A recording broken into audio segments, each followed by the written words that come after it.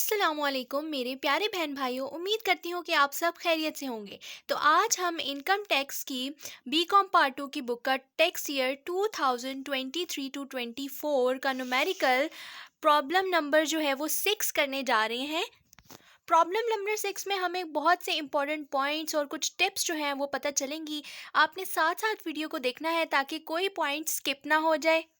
तो चलिए चलते हैं, क्वेश्चन को हम स्टार्ट करते हैं। तो सबसे पहले हम पढ़ लेते हैं कि इसमें है क्या क्या। तो यहाँ पे हमें दिया हुआ है the following information relating to the income of mister Nasir Ali Nasir Ali Syed for tax year ended 30 June 2023। ठीक है, तो 30 जून 2023 का टैक्स ईयर है और सबसे पहले हमें यहाँ पे दिया हुआ है बेसिक सैलरी। तो बेसिक सैलरी हमेशा से ही हमारे पास जो है वो टैक्सेबल हुई है। तो अब हम इन सब चीज़ों को लिखते जाते हैं।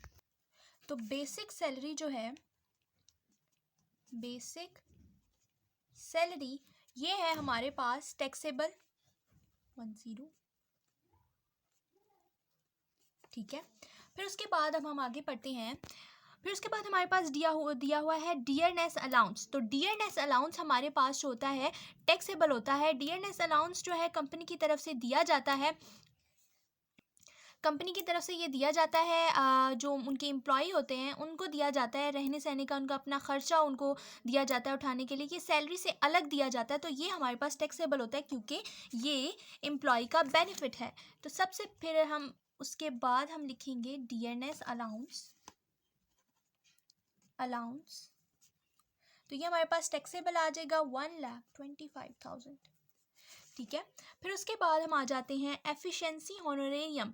तो एफिशिएंसी होनोरेरियम इन्हें दिया गया है मिस्टर नासिर को 90,000। तो 90,000 का एफिशिएंसी होनोरेरियम मतलब उन्होंने कोई काम किया था जिस पे उन्हें उनकी एफिशिएंसी उनके जो काम के बदले उन्हें कुछ मुआवजा वगैरह दिया गया है 90,000। तो ये भी हमारे पास टैक्सेबल होगा। Efficiency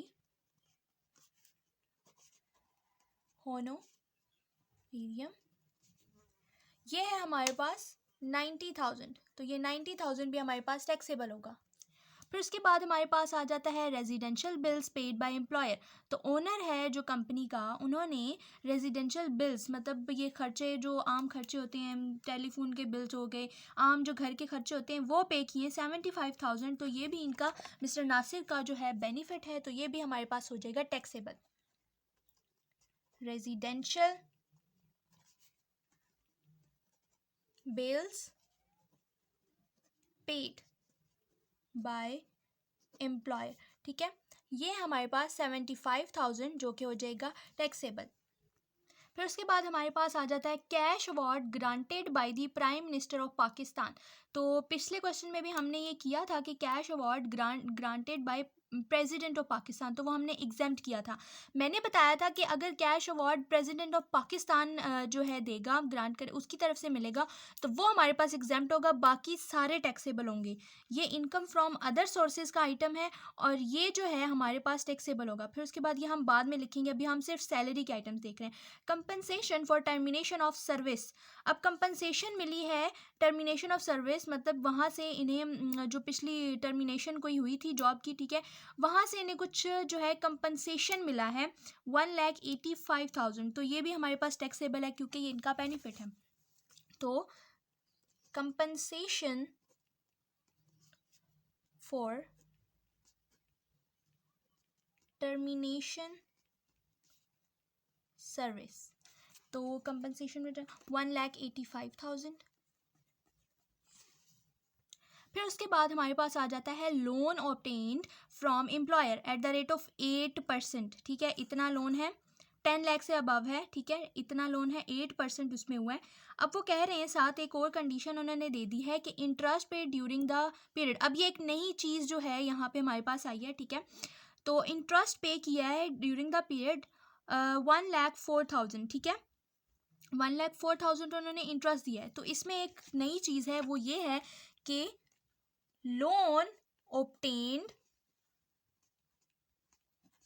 from employer। ठीक है, लोन obtained from employer, वैसे जो रेट बेंचमार्क रेट है वो है 10%। 10% इंटरेस्ट हमें हर किसी को, हमें नहीं खाली हर किसी को 10% इंटरेस्ट जो है वो देना होता है। लेकिन अभी हम यहाँ पे 10% पहले इंटरेस्ट निकालेंगे, वो बनता है हमारे पास इतना, ठीक है। फिर उसके बाद वो कह रहे हैं कि लेकिन इन्होंने जो इंटरेस्ट पे किया है ड्यूरिंग द पीरियड, ठीक है, वो है 1,04,000, ठीक है, वो हम लेस करेंगे जितना पे किया। तो वैसे पे कितना करना था, इतना पे करना था, लेकिन उन्होंने पे कितना किया है, इंटरेस्ट पेड। इसे हम यहाँ से लेस करेंगे तो जितना बेनिफिट बनता है वो यहाँ पे हम टैक्सेबल कर देंगे। इन दोनों को हम आपस में लेस करेंगे तो 11,000 का मिस्टर नासिर जो है उनको बेनिफिट हो रहा है। लोग कितना पे कर रहे हैं, इतना पे कर रहे हैं, लेकिन इन्होंने कितना पे किया, इतना। तो इसका मतलब है कि इन्होंने कम पे किया है, तो जितनी अमाउंट बच गई है वो हमें टैक्सेबल करनी होगी, ठीक है। फिर उसके बाद हमारे पास आता है ये लीव एनकैशमेंट। तो इन्होंने कोई वो जो है कंपनी की तरफ से जो छुट्टियां मिलती हैं वो नहीं की और उसी के बदले इन्होंने पैसे ले लिए हैं, लीव एनकैशमेंट। तो ये हमारे पास हमेशा से ही टैक्सेबल हुई है। लीव एनकैशमेंट ये हमारे पास टैक्सेबल है 1,45,000। फिर उसके बाद हमारे पास आ जाता है पीएचडी अलाउंस। तो पीएचडी अलाउंस भी हमारे पास होता है टैक्सेबल, कि पीएचडी करने के लिए कुछ अलाउंस मिला है तो ये इनका फ़ायदा है, इनकी पढ़ाई में उन्होंने हेल्प की है। तो ये मिस्टर नासिर का फ़ायदा है, ये कितना है, 3 लाख, ठीक हो गया। फिर इसके बाद हमारे पास आ जाता है cash loan receive from father to purchase plot. ये इनकम फ्रॉम अदर सोर्सेज का आइटम है। वो कह रहे हैं कि कैश लोन, पिछला जो क्वेश्चन था उसमें ये था कि cash loan receive from father cross check के थ्रू, इसलिए हमने एग्जाम्प्ट किया था। लेकिन अब ये रिसीव्ड, कैश रिसीव किया है तो इसलिए ये हमारे पास टैक्सेबल होगा। लेकिन ये यहाँ पे जो है इधर नहीं आएगा, ये दूसरे इनकम फ्रॉम अदर सोर्सेज में आएगा। फिर उसके बाद हमारे पास medical insurance premium paid by the employer. Medical insurance premium जो है वो पेड बाय द एम्प्लॉयर। अब ये जो चीज़ है ना हमारे पास इंश्योरेंस प्रीमियम, ये पीछे भी एक क्वेश्चन में हमने किया था, तो वहाँ पे भी हमने इसे एग्जाम्प्ट किया था। तो मेडिकल इंश्योरेंस प्रीमियम ये जो है ना इनकम फ्रॉम सैलरी का आइटम है ही नहीं, ये इसमें नहीं आता, ठीक है। तो ये हम फुली इग्नोर कर देंगे। फिर उसके बाद हमारे पास आता है acquired car on loan fair market value 40 lakh, ठीक है। तो यहाँ पे इन्होंने कोई कार खरीदी है लोन पे फेयर मार्केट वैल्यू, तो खुद खरीदी है इन्होंने car, lease rentals paid by own resources 10 lakh खुद। अब एम्प्लॉयर का इसमें कोई लेना देना नहीं है, अगर एम्प्लॉयर का ने कुछ किया होता, उसने कुछ खरीद के दिया होता तो फिर हम देखते। लेकिन यहाँ पे जो है हमारे पास कोई भी चीज़ इन्होंने खुद ही खरीदी है तो ये इनका अपना एक्सपेंस है, तो यहाँ पे एक्सपेंसेस जो है नहीं हमने लिखने, यहाँ पे सिर्फ हमने बेनिफिट्स जो मिस्टर नासिर के हैं वो सारे टैक्सेबल करने हैं। फिर उसके बाद हमारे पास आता है, ये लिख लें कार एक्वायर्ड हम, लेकिन ये जो है हम एग्जाम्प्ट करेंगे, कार लिखना ज़रूरी है, एक्वायर्ड कार ऑन लोन, ठीक है। तो फेयर मार्केट वैल्यू है 40 लाख, ठीक है। फिर इसके बाद हमारे पास आता है यूज्ड फॉर बोथ ऑफिशियल, ये पिछला ही है, ठीक है। फिर उसके बाद हमारे पास आता है tuition fee paid for 3 childrens, ठीक है। ये भी एक पॉइंट है, ठीक है। इस पॉइंट को मैं ना यहाँ पे पिन कर रही हूँ, ठीक है। इस पॉइंट को मैं एंड में जाके आपको बताऊंगी, एंड में लाजमी देखना, ठीक है। ट्यूशन फ़ी ऑफ 3 चिल्ड्रंस, ठीक है, 3 चिल्ड्रंस की ट्यूशन फ़ी जो है पे की है 85,000। इस पॉइंट को मैं पिन कर रही हूँ, इसको मैं बाद में बताऊँगी, ठीक है। फिर उसके बाद हमारे पास आ जाता है, इस पर मैंने स्टार लगा दिया। जो अब चीज़ें बाद में जाके लेस करनी होती है ना, उसको हमने जो है पहले ही हम स्टार्स वगैरह लगा देते हैं। फिर उसके बाद आता है he is further provided with free furnished accommodation by his employer mister Nasir Ali Syed was entitled to an accommodation of 95,000 per month if this accommodation was not provided to him. अब ये अकोमोडेशन वाला आ गया। जब भी अकोमोडेशन में सिंपल ऐसे दिया हो कि rent free unfurnished accommodation provide की गई है, तो आपने सिंपल 45% ऑफ बेसिक सैलरी या MTS ले लेना है। लेकिन अगर उन्होंने कोई अमाउंट दी हुई है कि ये जो है पर मंथ वो रिसीव कर रहे हैं, अगर वो ना होती तो वो जो सारी स्टोरी वो जो है लिखते हैं वो सारा कुछ, ठीक है। एक चीज़ याद रखनी है, अगर कोई एक्स्ट्रा अमाउंट इसमें दे दी है अगर कोई एक्स्ट्रा अमाउंट इसमें दे दी है 95,000 पर मंथ, तो इसका मतलब है अब हमें कंपैरिजन करना पड़ेगा। वही वाली चीज़ जो 45% जो है बेसिक सैलरी का या एमटीएस का लेते हैं, और फिर उसके बाद 95,000 मल्टीप्लाई बाय 12, इन दोनों का कंपैरिजन करेंगे, जो हायर वन होगी उसे हम टैक्सेबल करेंगे। यहाँ पे जो है हम देख लेते हैं कि करना कैसे है। अच्छा, फ्री फर्निश्ड अकोमोडेशन, ठीक है। अब इसमें हमने करना क्या है, नंबर 1 सबसे पहले 45% of basic salary. Basic salary हमारे पास थी इतनी, ठीक है, ये लेके हमने लिखना है।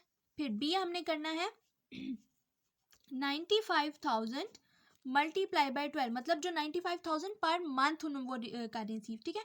ये सारा कुछ हमने करना है, बस यही एक ट्रीटमेंट होता है जो हर बार पिछले क्वेश्चन में भी हमने यही किया था। तो 45% ऑफ बेसिक सैलरी हमारे पास आता है इतना, ठीक है। फिर 95,000 मल्टीप्लाई बाय 12 हम करेंगे तो ये हमारे पास ये आ जाएगा, ठीक है। अब विच एवर इज हायर, अब जो भी अमाउंट है ना, ठीक है, जो सबसे ज़्यादा बड़ी है वो हमने टैक्सेबल करनी है, तो ये वाली है, तो ये हम कर देंगे टैक्सेबल, ठीक है। फिर उसके बाद हमारे पास आ जाता है यहाँ पे he has denoted ₹2,60,000 of the university of the Punjab. अच्छा, उन्होंने कोई डोनेशन की है। अब ये एक नई चीज़ है, ये एक नया पॉइंट है, ठीक है। एक नया पॉइंट इसमें आ गया एवरेज रिलीफ का। तो एवरेज रिलीफ के जो होते हैं पॉइंट्स, वो यहाँ पे हमारे पास डोनेशन के होते हैं।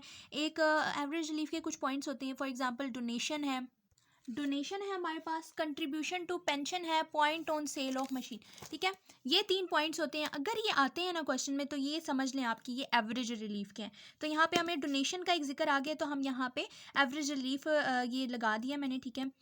ये हम इसमें करेंगे, ठीक है। एवरेज ये एंड में जाके होगा ये। फिर उसके बाद आता है ही ऑल्सो इनकर 20,000 of personal medical expenditures reimburse vouchers submitted. अब पर्सनल मेडिकल एक्सपेंडिचर्स हैं 20,000 के, तो ये हमारे पास एग्जाम्प्ट होंगे। अगर साथ साथ दिए होते तो फिर उनमें से कोई एक टैक्सेबल करते, लेकिन अभी ये लास्ट में आया और कह रहे हैं कि वाउचर सबमिटेड, वाउचर्स भी सबमिट हुए हैं, जो वाउचर हैं सबमिट हुए हैं, मतलब कि वो सच कह रहे हैं कि वाकई में 20,000 के पर्सनल एक्सपेंडिचर हुए हैं मेडिकल के, तो वो जो है हम यहाँ पे टैक्सेबल करेंगे। पर्सनल मेडिकल एक्सपेंडिचर्स 20,000 जो है हमारे पास आ जाएगा एग्जाम्प्ट।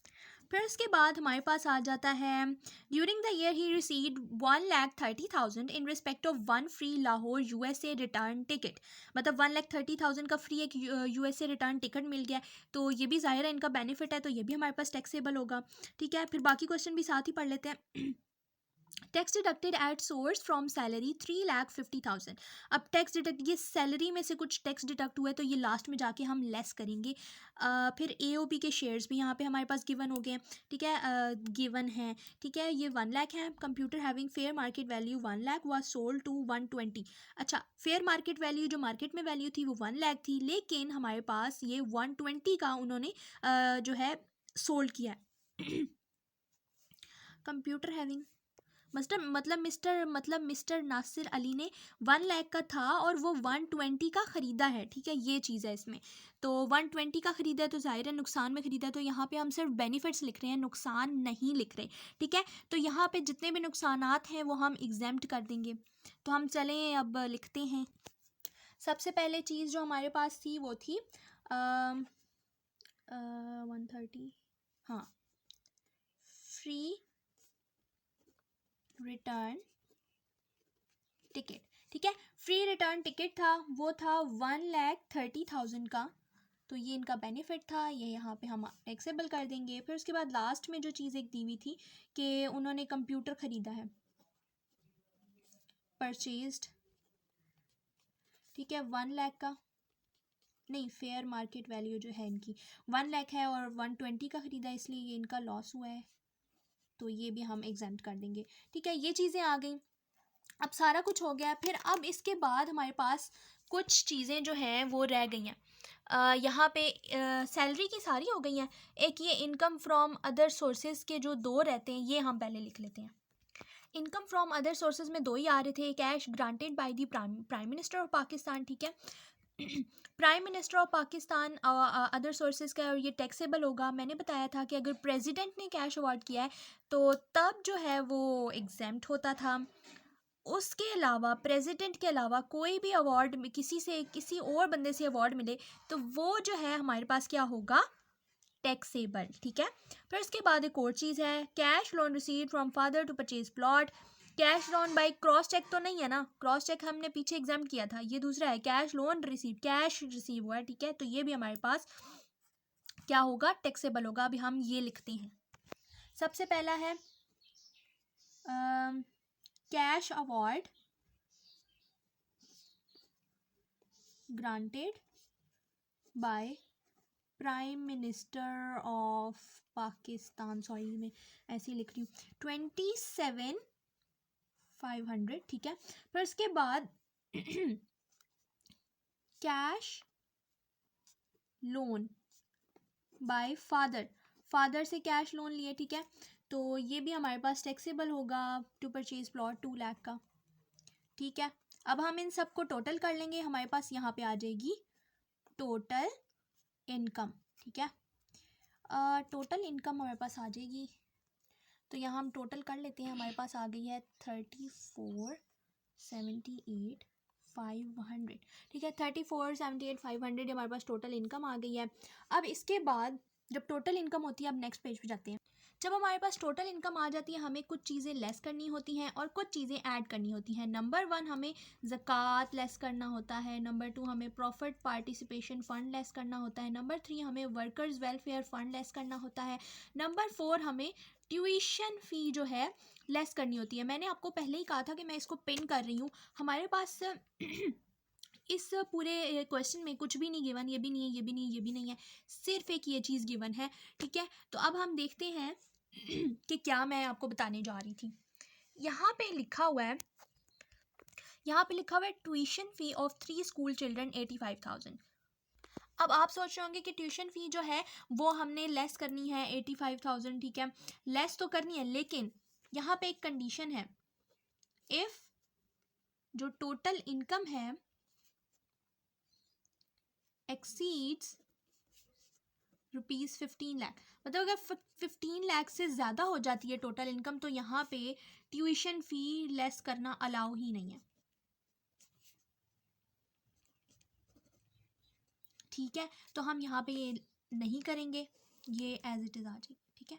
34,78। फिर उसके बाद मैंने बताया था, इन सब चीज़ों के बाद हमें एक और चीज़ ऐड करनी होती है, और वो होती है AOP के शेयर्स, ठीक है। AOP के शेयर्स होते हैं, यहाँ पे हमारे पास गिवन है AOP के शेयर्स। ये हमारे पास shares from AOP ₹1 lakh, association of person जिसे कहते हैं, ठीक है। 1 लाख के शेयर्स हमारे पास यहाँ पे गिवन है, तो हमने जाके वहाँ ऐड करनी है। 1 लाख हम यहाँ पे ऐड कर देंगे, तो ये हमारे पास आ जाएगा 35,78,500, ठीक है। ये हमारे पास आ गया। फिर उसके बाद हमें जो है ये जब हमारे पास आ जाती है टैक्सेबल इनकम,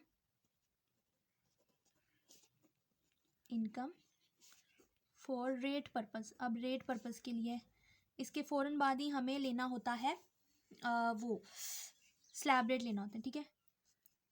एक फार्मूला लगता है SATFAAT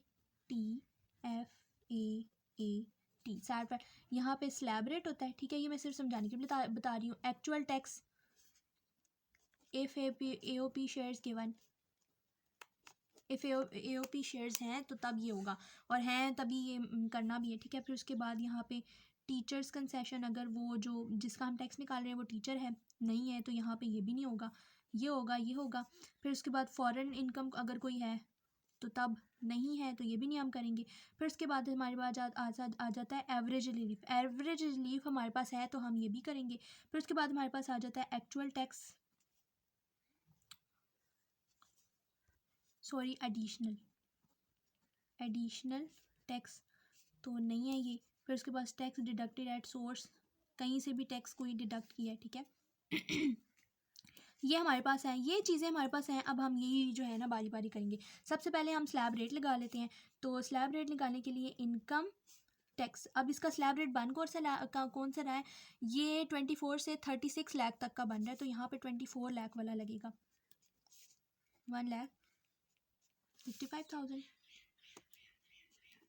एक्सीडिंग अमाउंट हमारे पास आ गई है, इसको इसमें से माइनस करेंगे, हमारे पास एक्सीडिंग अमाउंट आ जाएगी। अब इस पर हमने 20% मज़ीद टैक्स लगाना है, तो हमारे पास 2357 हो जाएगा। इसको हम ऐड करेंगे, हमारे पास ये हमारा टैक्स बन गया, ठीक है।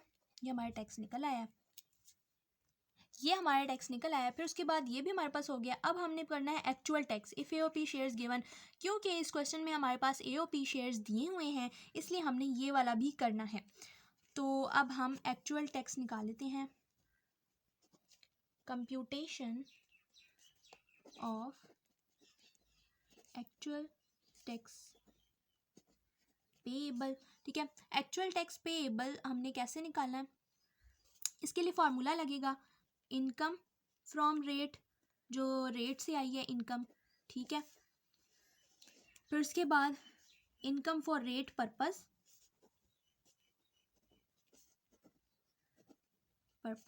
ठीक है। और उसको हम मल्टीप्लाई कर देंगे हमारी जो टैक्सेबल इनकम बन रही है, सही है। ये हमारी बनती है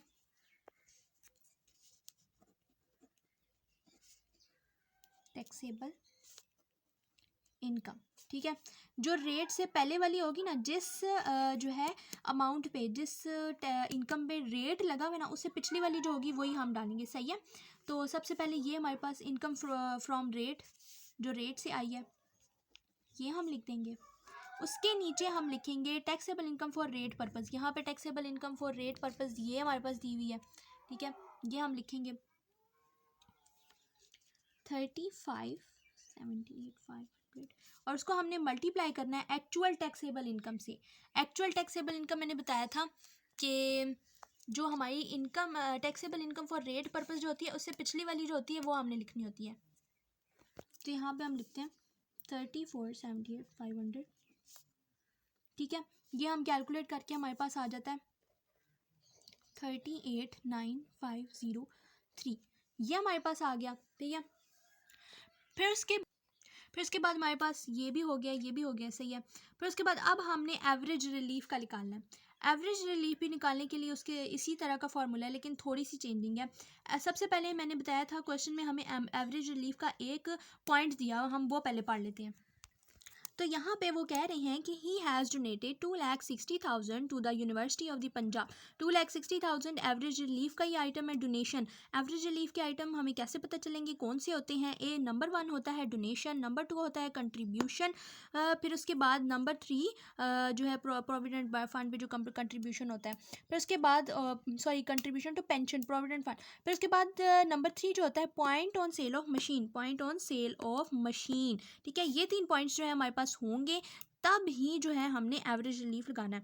तो यहाँ पे हमें डोनेशन वगैरह का बता दिया है, तो हम 2,60,000 जो एवरेज रिलीफ की डोनेशन बताई हुई है, उसको हम जो है जाके लिखते हैं अमाउंट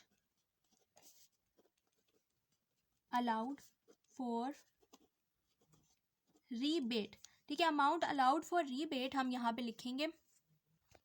यहाँ पे हमारे पास डोनेशन जो दी हुई है टू द यूनिवर्सिटी को कोई डोनेशन दिया है इन्होंने, तो वो है 2,60,000।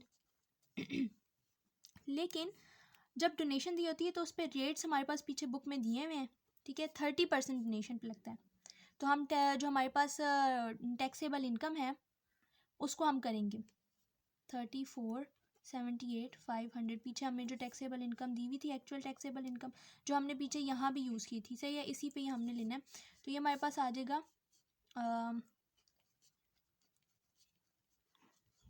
सही है, ये आ गया। इनमें से जो लेस होगी वो वाली हमारी जो है अमाउंट अलाउड फॉर रीबेट होगी। 2,60,000 जो है हम ये एवरेज रिलीफ का निकल आया, ठीक है। अब हम इसमें फार्मूला लगाएंगे। फार्मूला ये होगा इस पर जो फार्मूला होता है वो ये होता है इनकम फ्रॉम रेट, जो इनकम फ्रॉम रेट से आई है यहाँ पे, ये जो हमने यूज़ की थी, ठीक है, इनकम फ्रॉम रेट ये वाली, फिर उसके बाद इनकम फॉर रेट पर्पज़ यही वाली जो है यहाँ पे लिखी जाएगी, फिर उसके बाद यहाँ पे amount admissible for average relief, ठीक है, amount admissible for average relief, ये इसकी ये मैंने शॉर्ट फॉर्म लिख दी है, amount admissible for average relief. तो amount admissible for average relief यहाँ पे हमारे पास 2,60,000 है, तो 2,60,000 ही हम यहाँ पे लिखेंगे। अब हम यहाँ पे लिखते हैं हमारे पास जो थी 400,700, ठीक है, ये हमारे पास आ गई, सही है। अब हम यहाँ पे लिखेंगे 35,78,500 जो रेट पर्पज़ के लिए थी, अमाउंट में ये 2,60,000 है, तो 2,60,000 ये आ गई हमारे पास, सही है। अब हम इसको कैलकुलेट करेंगे, हमारे पास आ जाएगी क्या आ जाएगा हमारे पास 29,113 ये आ गया हमारे पास। हमने इसे लेस करना है, ठीक है, इसमें से नहीं, ये यहाँ पे ये ऐसे ही अलग है, ठीक है, ये हमने इसके लिए निकाला था, ठीक है, इसमें से ये जो अमाउंट हमने निकाली थी टैक्स का जो हमारा ये बन रहा था, इसमें से इसको लेस करेंगे तो हमारे पास आ जाएगा 36,0390 ये हमारे पास आ गया। अब एक और चीज़ जो हमारे पास रह गई है वो हम देख लेते हैं। अब हमारे पास जो है ये वाला भी हो गया, एवरेज रिलीफ भी हो गया, टैक्स एडिशनल टैक्स तो हमारे पास है ही नहीं। अब टैक्स डिडक्टेड एट सोर्स हमारे पास रह गया, ठीक है, टैक्स डिडक्टेड एट सोर्स जो है हमारे पास क्वेश्चन में गिवन, ये हमारे पास tax deducted at source from salary 3,50,000 हमारे पास है, ये भी हमने लेस करना है तो हमारा फाइनल टैक्स निकल आएगा। तो ये 360,390 जो रह गया था, ठीक है, वो हमने लेस किया है 3,50,000 से, तो ये हमारे पास टैक्स पेएबल विद रिटर्न आ गया। और ये जो वर्ड था ये है amount admissible for average relief, ठीक है, ये जल्दी जल्दी में जो है तेज से बोलने से बोला ही नहीं जाता, तो ये वर्ड इस तरह है कि amount admissible for average relief, ठीक है। तो मिलते हैं फिर अगली वीडियो में, उम्मीद करती हूँ कि आपको ये पसंद आई होगी। अब हम नेक्स्ट वीडियो जब बनाएंगे वो प्रॉब्लम नंबर 7 पे बनाएंगे, और आप हमें लाइक करें, सब्सक्राइब करें और वीडियो को शेयर करें।